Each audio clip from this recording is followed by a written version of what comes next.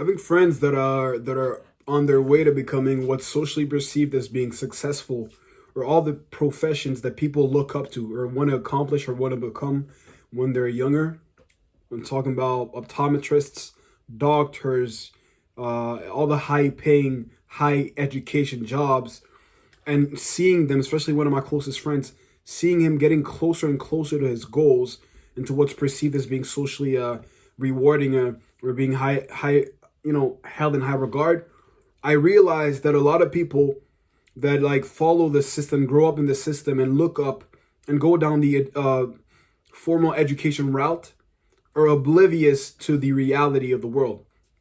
Let me expand on that, because I was watching like a video from academics. He was talking about the expectations that people have for society wide, and how they expect and regard and think of these professions versus how they really are. Now they think that like being a doctor, right? Yes, obviously it's held in high regard in society because it's really hard to do, especially if you follow the traditional route that's being prescribed to everybody. But they think that the income that comes along with that hard profession is much higher than it actually is. And that's for the general public as well as the people that are in that seat. And what I realize is a lot of people, especially the ones that go down this path, they're like these race horses that how they go down their own lanes, and they put like blinds around their heads and stuff to keep them from seeing left or right, and just stay focused on the goal. And that's a good analogy for the people that actually go down these paths to become doctors, to become optometrists, to become physicists, and jobs that pay a lot of money. Is in order to reach that position, they lose sight of a lot of social situations. It's like they lose their foothold in the normal world. And the reason why I say that is because even my friend that wants to become a doctor doesn't really know how much it pays. He just has an idea, and he knows that it pays more than most jobs. But his vision is warped. He thinks that, he thinks he's going to make in the high, close to like $500,000 a year. And to me, that's really laughable. But it's like, because I haven't been down that road. I've done a lot of practical work. I've done sales. I've come into contact with people that earn a lot of money through my sales education, my self-education as opposed to my formal education. I've been able to have more of a foothold in reality than these people, because that's what happens often is once they're finished with their studies, with school and stuff, they hit a wall, because now they have to realize that a lot of the stuff that they were told prior to getting into the real world after school does not match with the reality of the actual world.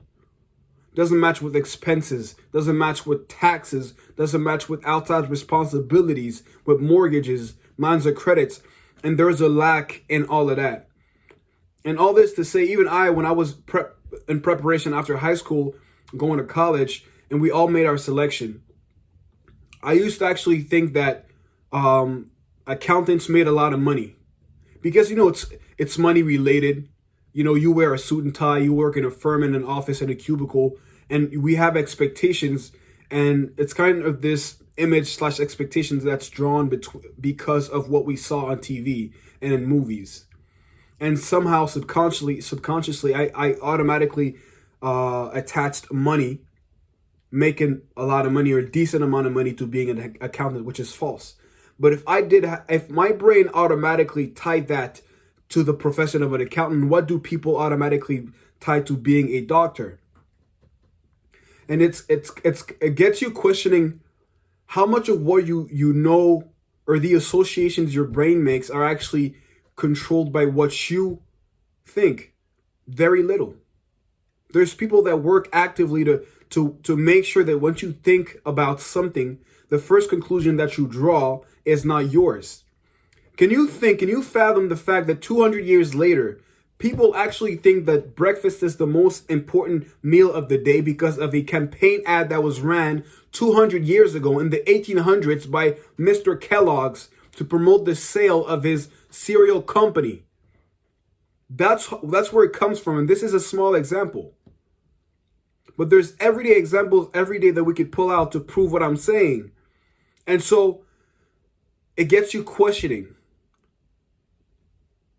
It gets you to start questioning things and trying to look at life from a different lens.